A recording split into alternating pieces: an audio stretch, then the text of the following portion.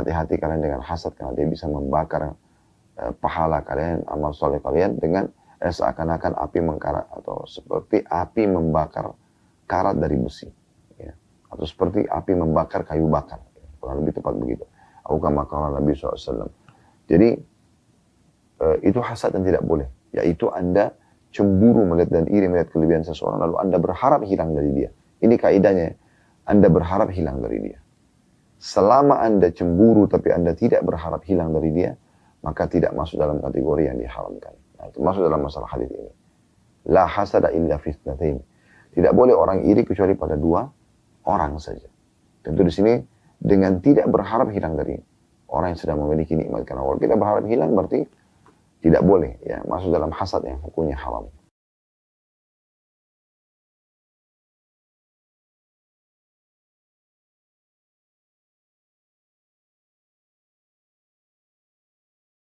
Assalamualaikum warahmatullahi wabarakatuh. Alhamdulillah wassalatu wassalamu ala Rasulillah. Segala puji dan puja kehadirat Allah Subhanahu wa taala, juga salawat dan taslim kepada Nabi besar Muhammad sallallahu alaihi wa ala alihi wa sahbihi wasallam. Dan kita akan memulainya di bab ke-64. Bab tentang keutamaan orang kaya yang bersyukur, yakni orang yang memperoleh harta secara halal dan membelanjakannya dalam hal-hal yang diperintahkan. Bab ini bab yang mulia teman-teman sekalian. Bab yang harus difahami oleh setiap orang muslim. Yaitu Islam menyuruh Anda menjadi orang yang produktif, kreatif. Ya. Islam memerintahkan kita agar selalu mengejar prestasi terbaik. Baik itu dalam urusan dunia maupun juga urusan akhirat. Kita disuruh bersaing dalam hal-hal positif. Ya. Tanpa ada diikuti dengan iri dan dengki, menjatuhkan orang lain, manipulasi data. Umumnya semua karena prestasi. Ya. Saya dan Anda bisa mengejar titel akademik tertinggi. Ya. Saya dan Anda punya hak untuk bersaing, untuk memiliki harta terbanyak selama halal. Dan tentu bila diikuti dengan keimanan kita akan sibuk mengeluarkannya di jalan Allah sebagaimana akan kita jelaskan nanti dalam beberapa hadis dalam bab ini. Saya dan Anda juga dibolehkan untuk menjaga fisik, penampilan, menjaga nama baik, ya. Memiliki yang terbaik dari apapun yang Allah SWT berikan sebagai fasilitas di muka bumi ini seperti makanan, minuman, pakaian, transportasi, tempat tinggal, semuanya boleh. Ya, tidak ada larangan dalam Islam. Bahkan Islam tidak pernah membatasi harta itu hanya sebatas ini dan itu. Ya, beberapa orang sahabat Nabi Ridwanullah alaihim meninggal dalam kondisi harta mereka sangat melimpah, mereka tinggal untuk ahli waris mereka. Tentu ini bukan berarti menyalahkan orang-orang yang miskin, tidak. Ada orang mungkin memang Allah Subhanahu wa taala uji mereka dengan itu. Tetapi secara umum Allah Subhanahu wa taala menyuruh kita agar coba mengubah nasib kita. Kalau kita miskin hari ini, kita berharap selalu berdoa kepada Allah Subhanahu wa taala sambil kita ikhtiar agar kedepannya kita menjadi orang kaya. Kalau hari ini kita sebagai orang yang mustahik, orang yang berhak untuk menerima zakat, kita usahakan dan berdoa sama Allah SWT untuk menjadi orang yang muzaki, mengeluarkan zakat. Kalau hari ini mungkin kita menggunakan transportasi misalnya sepeda, kita berharap Allah SWT dan sambil berusaha, sambil berdoa kepada Allah agar satu waktu kita punya motor, lalu kemudian berkembang punya mobil, lalu berkembang menjadi orang yang memiliki fasilitas yang lebih baik, dari rumah yang kontrakan misalnya, kos-kosan menjadi rumah yang dimiliki walaupun kecil, mungkin nanti tergantung kebutuhan kita ingin lebih besar, ya itu semua bisa, ya.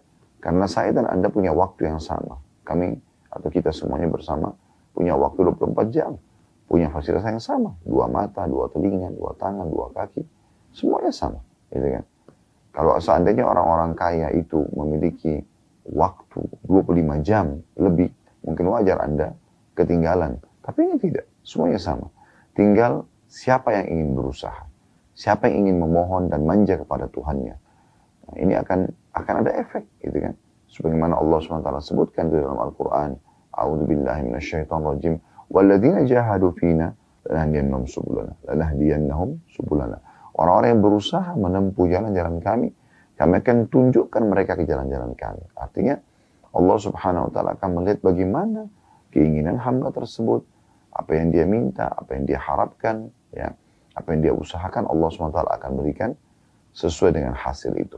Jadi kalau Anda mengatakan, ya sudah, saya cukup dengan kondisi seperti ini saja, memang saya dasarnya sudah miskin, ya seakan-akan Anda tidak memohon kepada Allah Subhanahu wa Ta'ala.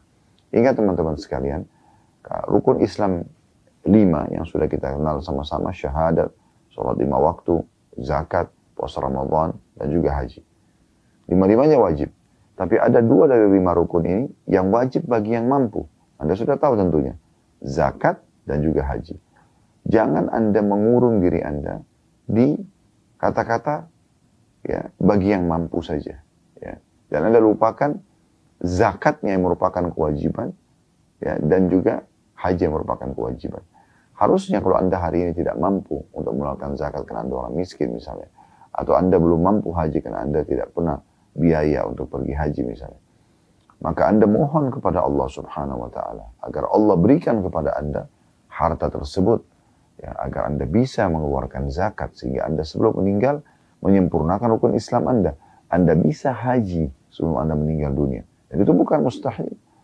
Berapa banyak orang yang tadinya miskin, susah hidupnya, tapi karena mereka berdoa kepada Allah SWT, lalu mereka berusaha step by step, tahap demi tahap, mereka akhirnya menjadi orang-orang yang punya kemampuan. Ada banyak di antara orang yang sudah menceritakan langsung kepada kami, dan saya pun mengalami itu. Tidak ada di antara kita tiba-tiba semuanya dia bisa dapatkan merupakan milik dia. Walaupun dia lahir di keluarga orang kaya, tetap saja itu milik orang tuanya. Tapi kapan dia berusaha dan dia berdoa kepada Allah SWT, Allah akan berikan pemberian untuk dia. Teman-teman sekalian, Imam Nawawi rahimahullah mengangkat dalil pertama berhubungan dengan bab ini, bab tentang keutamaan orang kaya, tapi ingat ada tambahnya yang bersyukur. Kalau orang kaya kufur nikmat, tidak bersyukur, makanya tidak ada manfaat dari hartanya. Jadi yang bersyukur di sini, yaitu kata beliau, yakni orang-orang yang memperoleh harta secara halal. Itu syaratnya. Dan membelanjakannya dalam hal-hal yang diperintahkan. Jadi sumbernya halal dan juga dia mengeluarkan pada tempat yang diperintahkan. Dalil pertama adalah surah Al-Lail yang beliau angkat ayat 7 sampai ayat 5 sampai ayat 7, maaf. Ayat 5 sampai ayat 7. Bunyinya a'udzubillahi minasyaitonirrajim. Fa amma man a'ta wattaqa wa saddaqa bil husna fasanuyassiru lil yusra. Maka barang siapa yang memberikan hartanya di jalan Allah dan bertakwa serta membenarkan kalimat yang terbaik atau la ilaha illallah, maka akan kami mudahkan baginya jalan menuju kebahagiaan. Potongan ayat di sini dikatakan maka barang siapa yang memberikan hartanya di jalan Allah. Ya. Jadi ada perintah di sini, siapa yang memberikan hartanya, siapa yang bersedekah. Bagaimana caranya bersedekah? Kalau orang itu tidak punya harta, ya, maka dia bisa bersedekah, dia bisa memberikan gitu kan. Jadi mohon kepada Allah SWT agar Anda, kalau hari ini Anda menerima, besok Anda akan memberi. Lalu dikatakan di sini barang siapa yang memberikan atau bersedekah hartanya di jalan Allah dan bertakwa. Maksudnya dia tahu ini adalah perintah Allah. Dia perhatikan sumber pendapatannya dan dia perhatikan juga tempat sasaran yang dia keluarkan. Semuanya tidak melanggar Allah Subhanahu wa Ta'ala, tidak melanggar hukum Allah Subhanahu wa Ta'ala. Dan membenarkan kalimat yang terbaik, maksudnya la ilaha illallah. Tidak bergantung kecuali kepada Allah, tidak syirik. Karena ada juga orang yang kaya, tapi mereka melalui kesyirikan. Pergi ke dukun, ya, jimat, sesajian, dan sesajen, memberikan sajian. Ini semua tidak benar. Ini justru hartanya akan membawa pada musibah buat dia. Dia melakukan kesyirikan, dia akan kufur kepada Allah Subhanahu wa Ta'ala. Ini tidak boleh.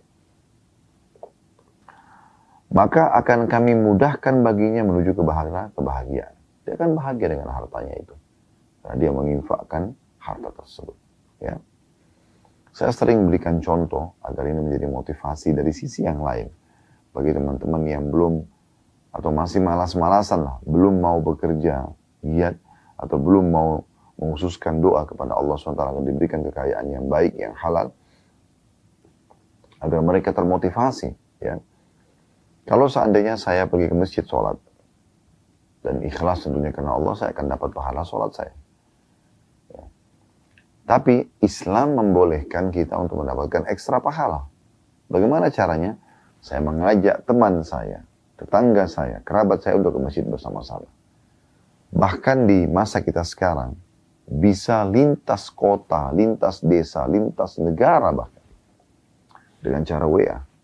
Ingatkan waktu sholat misalnya. Contoh. Selain saya ajak secara langsung misalnya, atau saya melalui grup, melalui WA, apakah itu orang dekat dengan saya, tetangga misalnya atau kerabat, atau jauh. Lintas negara tadi saya katakan, lintas kota, lintas desa. Maka saya akan, pada saat dia ikut ke masjid, sholat, saya akan mendapatkan pahala saya, dan saya akan mendapatkan pahala dia, karena saya yang mengajaknya. Karena saya yang mengajaknya, gitu kan. Jadi ini keutamaan luar biasa. Jadi kalau kita ngajak, kita diberikan 100 pahala, orang yang kita ajak dapat 100 pahala, kita akan mendapatkan 100 tambahan, jadi 200 karena mengajak orang ini. Kalau Anda ajak 10, Anda akan dapatkan pahala 10 orang. Anda dapat mengajak 100, Anda dapat 100 pahala. 1000 dapat 1000 pahala. Ya.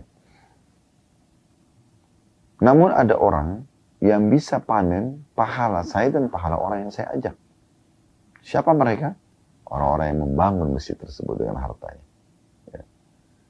Walaupun mereka sudah meninggal, tetap akan berjalan pahalanya. Nah itu faedah harta yang baik. Sudah halal dikeluarkan pada tempat yang benar juga. Ya. Kata Nabi SAW, ni'ma malus salih, yadi abdus salih. Ya. Artinya, nikmat yang sangat besar ya, pada harta itu kalau dia sudah saleh, benar, halal, dan juga di tangan hamba yang saleh. Karena dia akan gunakan untuk kebaikan-kebaikan. Baik, jadi ayat ini, Al-Lail ayat 57 sampai ayat 5 sampai 7 mengingatkan kepada kita tentang perintah untuk bersedekah. Tentu tidak mungkin kalau kecuali kita punya kemampuan, dan kalau kita ikuti dengan ketakwaan, sumbernya halal, dikeluarkan juga pada tempat yang benar, gitu kan. Dan kita selalu berpegang teguh pada kalimat la ilaha illallah, tidak berbuat kesyirikan kepada Allah dengan harta tersebut, maka kita akan diberikan kebahagiaan oleh Allah SWT. Kebahagiaan sini, kebahagiaan dunia, dan kebahagiaan akhirat. Kemudian firman Allah SWT yang lain, masih dalam surah Al-Lail, tapi ayat yang setelahnya 17 dan 21. Tadi kan ayat 5 sampai ayat 7. Ini ayat 21, ayat 17 sampai 21. Bunyinya, A'udzu billahi minasyaitonir rajim wa sayujannabuhal atqa alladhi yu'ti malahu yatazakka. Saya ulangi. Sayujannabuhal atqa alladhi yu'ti malahu yatazakka wa ma li ahadin 'indahu min ni'matin tujza illa bitigha'a wajhi rabbil 'ala wa la sawfa yarda. Dan akan dijadikan atau akan dijauhkan darinya neraka. Orang-orang yang bertakwa akan dijauhkan neraka dari orang-orang yang bertakwa, yaitu mereka yang menginfakkan harta di jalan Allah untuk membersihkan diri-diri mereka. Padahal tidak ada seorang pun memberikan suatu nikmat kepadanya yang harus dibalasnya. Tetapi dia memberikan itu semata-mata karena mencari wajah Allah atau wajah Tuhannya yang maha tinggi, dan niscaya kelak dia akan mendapat kesenangan yang sempurna. Di dalam firman Allah SWT ini kita bisa lihat bagaimana Allah Subhanahu Wa Taala memastikan, ya, kalau di ayat tadi sebelumnya akan diberikan kebahagiaan dunia akhirat kalau dengan berinfak, kalau di sini akan diselamatkan dari api neraka siapapun yang bertakwa, artinya patuh kepada Allah SWT. Namun tolok ukur dalam ayat ini, ketakwaan itu bisa dinilai dari orang-orang yang menginfakkan harta mereka di jalan Allah untuk membersihkan diri-diri mereka dari sifat pelit, ya, dari ketamakan. Ya. Padahal mereka itu bukan membalas karena orang lain memberi, tapi karena ingin mencari wajah Allah. Jadi bukan berarti kita berinfak hanya karena orang itu kita merasa berjasa. Tidak. Orang yang mukmin yang benar, orang yang bertakwa adalah mengeluarkan kepada orang yang berbuat baik sama dia atau tidak. Dan dijanjikan sini juga akan diberikan kesenangan yang sempurna. Baik, kita dengar dalil selanjutnya surah Al-Baqarah ayat 271 yang bunyinya a'udzubillahi minasyaitonirrajim in tubdus shadaqati fa ni'mahi wa in tukhfuha wa tu'tuha al-fuqara fa huwa khairul lakum wa yukaffiru 'ankum min sayyi'atikum wallahu bima ta'maluna khabir. Jika kalian menampakkan sedekah-sedekah kalian, Apa boleh buat di depan tempat umum orang lagi minta, kita beri langsung, gitu kan? Karena kalau kita tidak beri mungkin orangnya pergi. Ya. Kalian nampakkan ya, harta kalian itu, sedekah kalian itu, maka itu baik saja. Yang penting tidak riak, bukan karena ingin pamer, bukan karena dipuji orang. Kita boleh buat di depan umum ada orang yang minta. Kotak amal di masjid misalnya, semua orang melihatnya. Ya. Sekarang teman-teman pada haji dan umroh, kemudian mungkin ya ada orang jemaah haji yang lain melihat dia misalnya lagi bersedekah, maka itu baik saja kata Allah. Yang penting dia tidak riak, dia bisa kontrol hatinya gitu. Dan jika kalian menyembunyikannya dan kalian memberikannya kepada orang-orang fakir, maka itu lebih baik bagi kalian. Dan Allah akan menghapus sebagian kesalahan-kesalahan kalian karena berinfak tadi ya. Dan Allah maha teliti apa yang kalian kerjakan. Tentu Al-Baqarah ini teman-teman sekalian, ini kan ayat 271. Sudah kami bacakan, ya, kalau yang mengikuti rutin kajian-kajian kami live, mungkin sudah lebih dari 2 atau 3 kali kami bacakan, bagaimana Allah subhanahu wa ta'ala menggambarkan dan memerintahkan sedekah itu, dari surah Al-Baqarah dari ayat 261 sampai 274. Ya. Ini diantaranya ayat 271-nya ya. Jadi sekali lagi Anda bisa kembali ke ayat 261 sampai 274. Itu semua bicara tentang masalah sedekah. Dan sudah pernah kami bacakan, saya tidak ulangi di saat ini. Namun Anda bisa kembali ke situ dan Anda bisa renungi, tadabburi ayat demi ayat. Bagaimana Allah subhanahu wa ta'ala memotivasi dan memerintahkan kita untuk bersedekah di situ. Dan juga selalu bersedekah dengan yang terbaik dan dilakukan karena Allah subhanahu wa ta'ala. Baik teman-teman sekalian, di sini dikatakan bahwasanya kalau kalian menginfakkan harta kalian sembunyi-sembunyi terang-terangan, itu karena Allah, maka akan membersihkan dosa-dosa. Dan dosa ini berarti sumbatan-sumbatan kebahagiaan dalam hidup. Ya. Sumbatan-sumbatan kebahagiaan dalam hidup kita.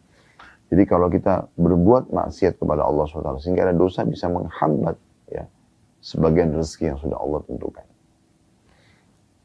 Selanjutnya beliau mengangkat dalil surah Al-Imran ayat 92. Ya, yang bunyinya a'udzubillahi minasyaitonir rajim, lan tanalu birra hatta tunfiqu mimma tuhibbun wa ma tunfiqu min syai'in fa innallaha bihi alim. Artinya, kalian tidak akan memperoleh kebajikan sebelum kalian menginfakkan sebagian dari harta yang kalian cintai. Apapun yang kalian infakkan, maka tentang hal itu sesungguhnya Allah maha mengetahui. Ya. Dan di sini ada lagi tambahan informasi tentang masalah infak ya. Selain infakkan, ikhlaskan, cari keridhaan Allah SWT, maka akan diberikan kebahagiaan, akan diberikan kesenangan, akan diselamatkan dari api neraka, ya, kemudian akan dihapuskan dosa-dosa. Maka di sini ya terjemahannya surah Al-Imran ayat 92, kalian tidak akan memperoleh kebajikan sebelum kalian menginfakkan sebagian harta yang kalian cintai. Maksudnya kalian tidak akan merasakan kesempurnaan ya, kebahagiaan keimanan dan juga kesempurnaan dalam balasan nanti di akhirat kecuali kalian sudah pernah atau coba menginfakkan yang kalian cintai. Jadi bukan makanan sisa saja. Makanan sisa boleh kita sedekahin, gitu kan. Tapi kalau kita sedekahkan makanan yang masih bagus, jauh lebih besar pahalanya, gitu kan. Dan yang kita cintai. Kalau Anda kembali ke Al-Baqarah tadi yang saya bilang 261 sampai 274, di antara ayatnya itu ada yang berbicara masalah itu. Ya, bagaimana ditekankan oleh Allah Subhanahu wa taala, jangan pernah kalian berinfak yang kalau kalian sendiri diberikan jenis yang sama dari apa yang kalian infakkan itu, kalian tidak mau menerimanya kecuali dengan memincingkan mata. Ya. Kenapa? Karena memang kualitasnya kurang bagus atau sudah rusak makanan itu, ya, atau sudah sobek pakaian itu. Kenapa nggak berinfak dengan sesuatu yang baik? Ingat, bukan target kita yang menerima, tapi target kita adalah mencapai ridha Allah Subhanahu wa taala. Dan sudah berulang kali juga kami bacakan ya beberapa pendapat ulama tentang masalah infak ini yang luar biasa gitu ya. Yang luar biasa keutamaannya. Maka itu bisa menjadi tolok ukur orang ini baik atau tidak dari sifat kedermawan dan suka berinfak di jalan Allah Subhanahu wa taala. Masih ingat hadis Nabi SAW yang pernah menanyakan kepada orang-orang Ansar, ya, siapa pemimpin kalian setelah kepala sukunya wafat? Mereka mengatakan Fulan bin Fulan. Lalu kata Nabi SAW, bagaimana dia? Kata mereka, dia berwibawa, dia tampan, hanya saja dia bakhil, pelit, tidak mau bersedekah. Maka kata Nabi SAW, penyakit jiwa apa yang lebih buruk daripada bakhil itu. Baik, kita coba masuk kepada hadis Nabi SAW. Di sini ada 3 buah hadis teman-teman dalam bab ini. Kita langsung baca semuanya insya Allah. Ya, karena bab ini tidak panjang bahasannya. Hadis yang pertama, nomor 576 dari awal belajar, berbunyi dari Abdullah bin Mas'ud radhiyallahu anhu. Dia berkata, atau beliau berkata, Rasulullah SAW bersabda, la hasada illa fitnatain, rajulun atahu Allahu malan fasallatu ala halakati fil haqq, wa rajulun atahu Allahu hikmatan fahuwa yaqdi biha wa yu'allimuha. Hadis ini diriwayatkan oleh Bukhari dan Muslim. Tidak boleh hasad kecuali terhadap 2 perkara. Yaitu seseorang yang diberi harta oleh Allah, kemudian dia menghabiskannya untuk berinfak dalam kebenaran. Dan seseorang yang diberi hikmah oleh Allah, lalu dia memutuskan dengannya dan mengajarkannya. Ya. Jadi ini 2 orang yang boleh kita iri dengan mereka. Nanti akan kita jelaskan ya. Namun saya langsung bacakan hadis nomor 577, karena mirip lafadznya. Dari Ibnu Umar radhiyallahu anhu, beliau berkata bahwasanya Nabi SAW bersabda, la hasada illa fitnataini, rajulun atahu Allahul Qur'ana fahuwa yaqumu bihi ana al-laili wa ana an-nahar, wa rajulun atahu malan fahuwa yunfiqu ana al-laili wa ana an-nahar. Hadis ini juga sama riwayat Bukhari Muslim. Artinya, tidak boleh orang iri atau hasad kecuali kepada 2 perkara. Yang pertama, orang yang diberi Al-Quran oleh Allah. Lalu dia sholat dengan membacanya di saat-saat malam dan di saat-saat siang. Dan seseorang yang diberi harta, kemudian dia menginfakkan di saat-saat malam dan di saat-saat siang. Bagi teman-teman sekalian, 2 buah hadis ini maknanya dalam sekali dan sangat luar biasa. Ya. Bisa menjadi motivasi bagi setiap muslim agar punya pendapatan. Ya. Dan pendapatan ini tentu sudah kami bahasakan tadi, batasannya adalah halal. Dari sumber yang kita dapatkan itu adalah yang dibolehkan dalam agama dan juga dikeluarkan pada tempat yang diperintahkan. Kita bisa lihat di sini, makna globalnya hadis adalah ada 2 orang yang Allah berikan kelebihan kepada mereka yang boleh kita iri kepada mereka. Iri di sini tentu bukan iri yang buruk ya, bukan hasad yang disebutkan dalam hadis Nabi SAW. Hati-hati kalian dengan hasad karena dia bisa membakar pahala kalian, amal soleh kalian dengan seakan-akan api mengkarat, atau seperti api membakar karat dari besi, ya. Atau seperti api membakar kayu bakar. Kurang lebih tepat begitu. Kama qala Nabi SAW. Jadi itu hasad yang tidak boleh. Yaitu Anda cemburu melihat dan iri melihat kelebihan seseorang, lalu Anda berharap hilang dari dia. Ini kaidahnya. Anda berharap hilang dari dia. Selama Anda cemburu tapi Anda tidak berharap hilang dari dia, maka tidak masuk dalam kategori yang diharamkan. Nah, itu masuk dalam masalah hadis ini. La hasada illa fitnatain. Tidak boleh orang iri kecuali pada 2 orang saja. Tentu di sini dengan tidak berharap hilang dari orang yang sedang memiliki nikmat. Karena kalau kita berharap hilang berarti tidak boleh ya, masuk dalam hasad yang hukumnya haram. Kita langsung masuk kepada mutiara hadis yang pertama, yaitu golongan pertama yang disebutkan dari 2 orang yang boleh kita iri ini. Yang pertama adalah rajulun atahu Allahu malan fasallatahu ala halakati fil haqq. Ya. Seseorang yang Allah berikan kepadanya harta yang melimpah, kemudian dia sibuk menghabiskannya untuk berinfak dalam kebenaran. Ya, berarti sedekahnya. Kalau Anda lihat ada orang kaya, Anda merasa, coba saya bisa seperti dia ya, gitu. Ya. Jadi kita coba ikuti dia dengan niat kita, atau kita coba minta kepada Allah SWT agar diberikan hal yang sama atau bahkan lebih. Agar kita bisa tentunya meraih tambahan ekstra pahala. Ya. Dari amal-amal soleh yang biasa kita kerjakan. Dengan harta kita bisa ya, membeli tanda kutip sini surga. Ya. Kita berinfak dengan Allah Subhanahu wa taala. Bukankah Utsman bin Affan radhiyallahu anhu menginfakkan hartanya sampai akhirnya, karena banyaknya diinfakkan, kata Nabi SAW, tidak ada lagi yang bisa menghalangi Utsman masuk ke dalam surga setelah apa yang dilakukan pada hari ini. Sibuk berinfak. Ya. Ini keutamaan yang luar biasa. Nanti juga akan Anda dengarkan hadis nomor 578 hadis terakhir dalam bab ini. Bagaimana Nabi Muhammad SAW diperintahkan oleh Allah SWT untuk memuji orang-orang yang punya kemampuan dan mereka habiskan harta di jalan Allah. Tapi ingat ya, sumber halal dan dikeluarkan pada tempat yang benar. Dan di sini disebutkan, ya, orang ini sibuk menghabiskan, ya, terus menginfakkan, bukan sebagian kecil. Bukan Anda sudah miliarder, Anda masih berinfak dengan 1.000-2.000 rupiah. Enggak. Anda berinfak juga sesuai dengan kadar harta yang sudah Allah amanahkan. Ya. Jadi, di sini dia habiskan berinfak dalam kebenaran. Itu riwayat yang 576, riwayat 577-nya. Ya. Pada hadis dikatakan, وَرَجُلٌ آتَاهُ مَالًا وَرَجُلٌ آتَاهُ مَالًا فَهُوَ يُنْفِقُ آنَاءَ اللَّيْلِ وَآنَاءَ النَّهَارِ. Dan seseorang yang diberikan harta, kemudian dia menghabiskan, menginfakkannya di saat-saat malam dan di saat-saat siang. Jadi maksudnya non-stop. Dari pagi sampai malam dia selalu berinfak.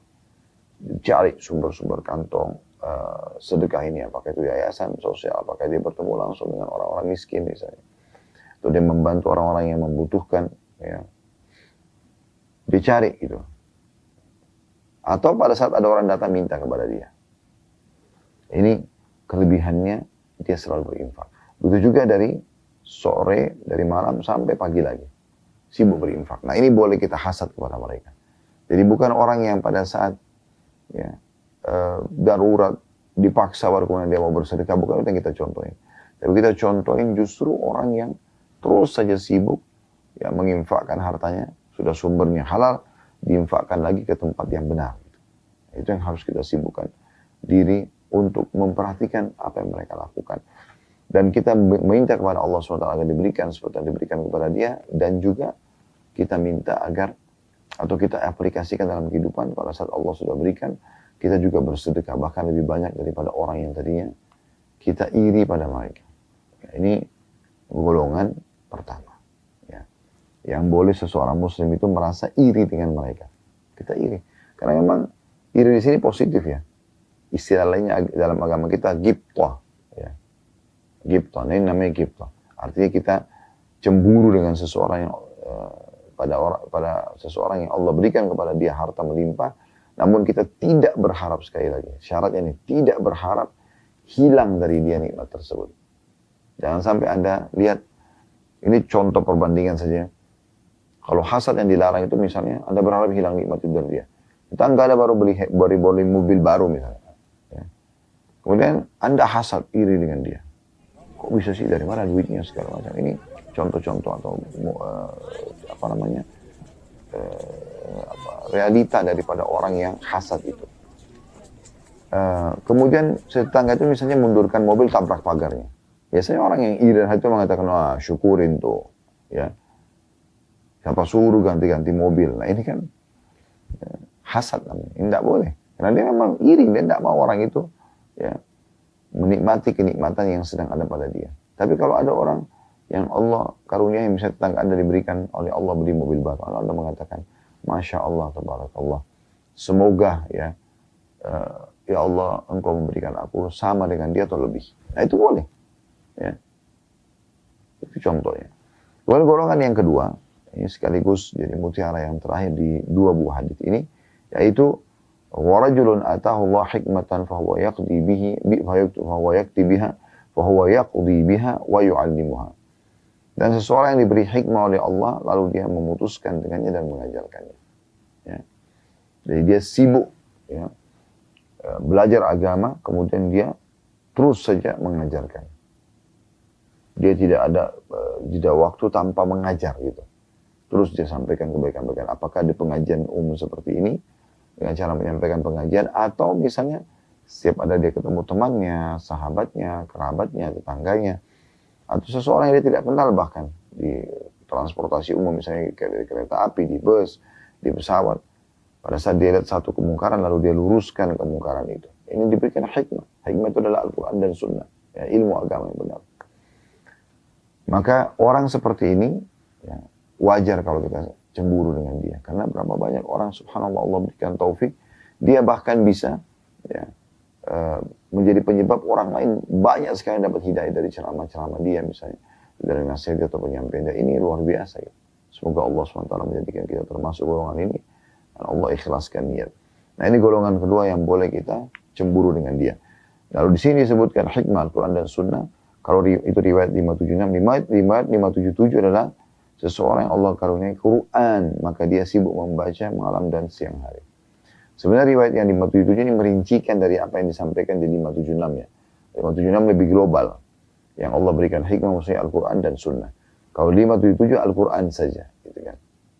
Tentu orang kalau punya ilmu dia akan berusaha untuk selalu membaca dan juga ya, mengamalkan isi Al-Quran. Nah ini boleh kita hasad dengan mereka sambil mengatakan, ya Allah kalau seandainya kau karuniakan aku harta seperti dia, atau ilmu seperti dia, aku akan amalkan seperti dia atau lebih. Misalnya.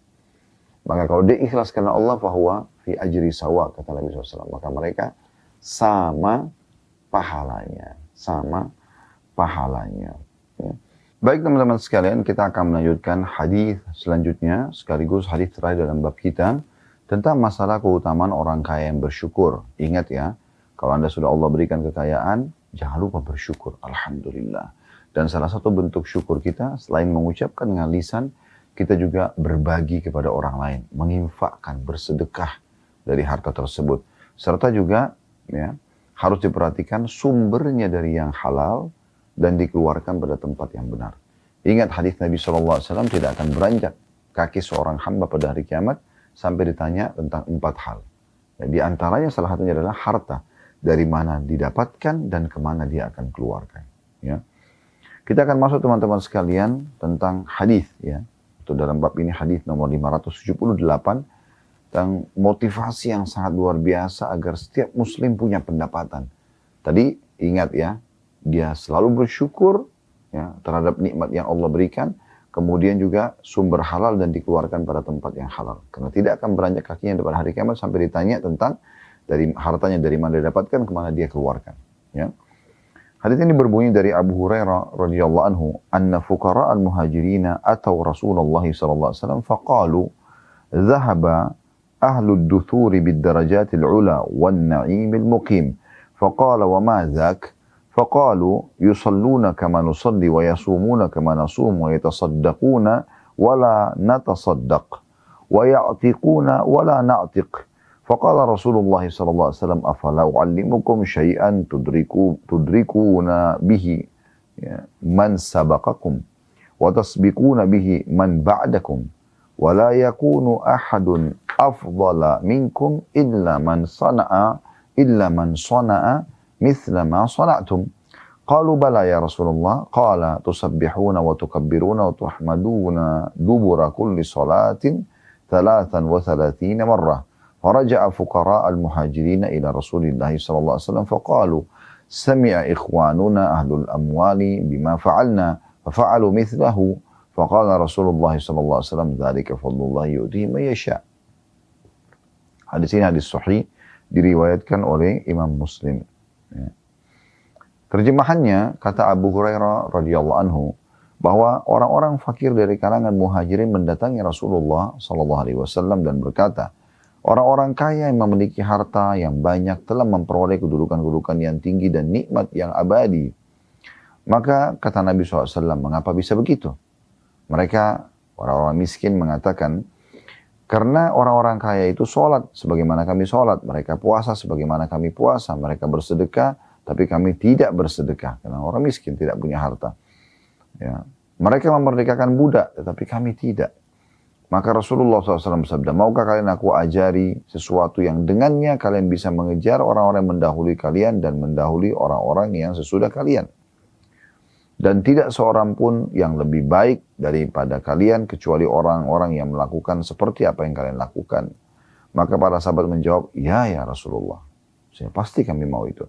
Beliau SAW mengatakan, kalian membaca tasbih, ya, subhanallah, takbir, Allahu Akbar, dan tahmid, alhamdulillah, setiap selesai sholat sebanyak 33 kali. Kemudian orang-orang fakir dari kalangan muhajirin itu kembali lagi mendatangi Rasulullah SAW sambil mereka melapor mengatakan, saudara-saudara kami yang kaya mendengarkan apa yang telah kami lakukan. Lalu mereka melakukan hal yang sama. Ya, tanda tanya di sini. Maksudnya mereka seakan-akan minta, ya Rasulullah, pandu lagi kami amalan yang lain. Karena orang kaya kembali lagi mengerjakan apa yang sudah menjadi rahasia kami untuk mengejar pahala-pahala mereka. Maka Rasulullah SAW bersabda, itu adalah karunia Allah yang diberikan kepada siapa saja yang dia kehendaki. Ya. Dari hadis ini kita ambil dulu makna globalnya. Bagaimana Abu Hurairah radhiyallahu anhu menggambarkan kondisi pada saat itu. Orang-orang muhajirin, orang hijrah dari Mekah ini orang-orang yang mulia. Ya. Orang-orang yang pertama-tama awal-awal masuk Islam, dan itu tidak mudah tentunya. Mereka mendatangi Nabi SAW, orang-orang miskinnya ya. Ada juga orang kaya seperti Abu Bakar, Utsman bin Affan, kemudian Talha bin Ubaidillah, Zubair bin Awam. Mereka adalah orang-orang kaya dari muhajirin gitu. Tapi ada orang miskin, mereka datang kepada Nabi SAW lalu mengatakan perkataan yang mulia ini karena keinginan mereka untuk meraih pahala yang besar di sisi Allah. Mereka mengatakan, sungguh ya Rasulullah, orang-orang kaya di antara kami telah menikmati luar biasa kehidupan ini, bahkan dinikmat yang abadi. Nah, Nabi SAW ingin punya kejelasan apa yang mereka maksudkan. Apakah karena mereka lebih enak makanannya, lebih bagus piringnya, lebih bagus rumahnya, lebih bagus bajunya, lebih bagus tunggangannya? Bukan. Nabi SAW tanya, kok bisa begitu? Apa yang kalian maksudkan gitu? Maka mereka mengatakan, sesungguhnya mereka telah sholat sebagaimana kami sholat. Mereka puasa sebagaimana kami puasa. Cuman saja mereka punya kelebihan. Karena mereka bersedekah sementara kami tidak bisa bersedekah. Mereka bebasin budak, kami tidak bisa bebasin budak. Gitu. Ya. Maka mereka dengan itu meraih banyak sekali pahala. Jadi ternyata sahabat ini bukan merasa iri dengan jenis makanannya, pakaiannya, penampilannya. Bukan. Tapi karena dengan harta, orang-orang kaya ini sibuk ya melakukan kebaikan-kebaikan. Nah, orang-orang miskin tidak punya harta, itu punya mana caranya? Maka Nabi SAW mengatakan kepada mereka, mau nggak saya tunjukkan kalian amalan yang bisa membuat kalian menyusul mereka dari sisi pahala. Dan juga bahkan ya kalian bisa, di sini dikatakan ya, maukah, kata Nabi SAW, kalian, aku ajari sesuatu yang dengannya kalian bisa mengejar orang-orang yang mendahului kalian dan mendahului orang-orang yang sesudah kalian. Bahkan orang yang setelah kalian pun, kalau kalian sudah meninggal, ada yang kalian bisa kalahkan pahala-pahala mereka. Yaitu kalian bertasbih, subhanallah 33 kali selepas sholat fardu, kemudian bertakbir 33 kali Allah Akbar, dan juga bertahmid atau alhamdulillah juga 33 kali. Semua 33 kali. Gitu kan. Kerjakan ini, maka akan kalian kejar segera pahala infak-infaknya mereka itu. Maka sahabat-sahabat ini mengamalkan apa yang Nabi SAW sampaikan. Namun selang beberapa hari atau beberapa waktu, datang lagi mereka kepada Nabi SAW mengatakan, ya Rasulullah, sahabat-sahabat kami yang kaya mendengarkan apa yang Anda sampaikan. Maksudnya sekarang mereka buat lagi itu. Mereka juga baca subhanallah 33 kali habis sholat. Mereka juga baca Allah Akbar 33 kali. Alhamdulillah 33 kali selepas sholat. Berarti mereka mendapatkan pahala lebih lagi daripada kami. Seakan-akan mereka ingin mengatakan, ya Rasulullah, sampaikan kepada kami amalan apa yang kami kerjakan supaya bisa ya, menyamai mereka lagi. Nabi SAW cuma mengatakan, itulah karunia Allah yang Allah berikan kepada siapa yang dia kehendaki. Maksudnya, kalau ada orang kaya juga, terus sibuk juga ibadah, sibuk juga berzikir kepada Allah SWT seperti Nabi sholat, maka sudah tidak bisa lagi, mau diapakan lagi. Berarti taufik dari Allah SWT, itu Allah berikan kepada mereka karunia khusus gitu. Ya. Dari sini berarti ada juga kita ambil pelajaran bahwasanya orang-orang kaya itu banyak merupakan zikrullah. Ya. Ini poin penting yang nanti akan kita bahas insya Allah. Baik, dari hadis ini teman-teman sekalian kita akan ambil beberapa pelajaran penting. Yang pertama, kedudukan para sahabat Nabi Ridwanullah alaihim di mana mereka sangat cinta dengan pahala, amal saleh, sangat semangat untuk mengejar ridha Allah SWT, rahmat Allah, dan juga mengejar surga yang dijanjikan nanti di akhirat sana. Terbukti di sini orang-orang miskin ini datang. Padahal bisa saja mereka nggak usah datang kan. Karena mereka sudah tahu keadaannya, Allah tahu kok keadaan saya, nggak usah saya mengeluh. Tapi mereka penasaran ini, ya, karena mereka lihat depan mata orang-orang kaya berinfak atau bahkan memberikan kepada mereka makanan, pakaian, sebagaimana umumnya biasa orang kaya memberi kepada orang-orang miskin. Ya. Maka mereka ini orang-orang miskin sahabat, utamanya luar biasa. Bukan mereka hasad atau iri dengan tadi saya bilang model pakaiannya atau jenis pakaiannya, kerunggangannya kah, rumahnya kah, bukan itunya. Ya. Mereka cuma cemburu, gimana ini orang-orang kaya bisa meraih surga dan tambahan pahala ya, dari Allah SWT karena harta mereka, sementara kami nggak punya. Makanya dijelaskan oleh Nabi SAW tanya, apa yang kalian maksudkan? Ya. Kok bisa begitu bahasan kalian? Maka mereka mengatakan, orang-orang kaya sholat seperti kami, puasa seperti kami, sama kan pahalanya. Sekarang tapi mereka punya kelebihan, mereka infakkan harta mereka. Ya. Mereka bebasin budak dengan harta mereka. Gitu. Jadi ini keutamaan mereka, sahabat ini. Hati mereka bergejolak, ya, bergelora dengan iman. Ya. Selalu ingin mendapatkan pahala ekstra. Selalu ingin mendapatkan pahala ekstra. Maka dengan ini mereka coba minta kepada Nabi SAW amalan apa kira-kira yang paling tepat untuk bisa menyaingi sedekah-sedekahnya orang-orang kaya itu. Jadi ini kedudukan sahabat. Kemudian yang kedua, adanya motivasi dalam Islam agar seseorang itu ya, memperbanyak zikrullah. Karena zikrullah itu ibadah yang luar biasa keutamaannya, besar sekali keutamaannya. Ya. Di antara keutamanya adalah ternyata dia bisa menyaingi harta-harta yang melimpah yang diinfakkan di jalan Allah Subhanahu wa taala hanya dengan zikir. Dan ini zikir sangat mudah, apalagi di sini disebutkan jenisnya yang dikerjakan setelah sholat. 33 kali teman-teman sekalian. Itu mungkin cuma 1 menit. Subhanallah, subhanallah, subhanallah, subhanallah. Terus sampai 33 kali. Alhamdulillah 33 kali. Allah Akbar 33 kali. Ini semua ya sudah cukup mengejar ya pahala-pahala sedekah orang-orang kaya. Dan ini keutamaan zikir.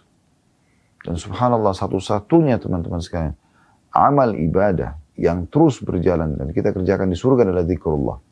Sholat sudah tidak ada lagi. Puasa nggak ada lagi. Jihad nggak ada lagi. Ya, berinfak nggak ada lagi. Di surga nggak ada lagi. Tapi zikrullah tetap mereka akan lakukan. Dan juga dalam sebuah hadis yang harusnya jadi bahan renungan buat saya terutama. Buat teman-teman secara umum ya. Hadis Nabi SAW. Makna hadisnya kurang lebih ya. Itu kalau orang mukmin akan merasa menyesal pun pada hari kiamat setelah masuk ke dalam surga. Kenapa ada waktu-waktu mereka di dunia mereka tidak pakai berzikir? Ya, itu saking tingginya kedudukan zikir. Sampai mereka pun masuk surga tapi mereka ada menyesal. Kenapa? Kenapa ada detik-detik di dunia dulu yang mereka tidak pakai zikrullah. Ini amal yang luar biasa ini. Ya. Jadi habis sholat setelah salam jangan buru-buru. Zikrullah dulu. Kata Nabi SAW siapa yang selepas sholat. Ya. Kemudian dia tidak bicara sama orang di sebelahnya. Tidak batalin wudunya. Juga tidak berdiri dari musolahnya. Ya, tidak. Berdiri dari musolahnya. Ya, 3 hal ini tidak bicara sama orang di sebelah.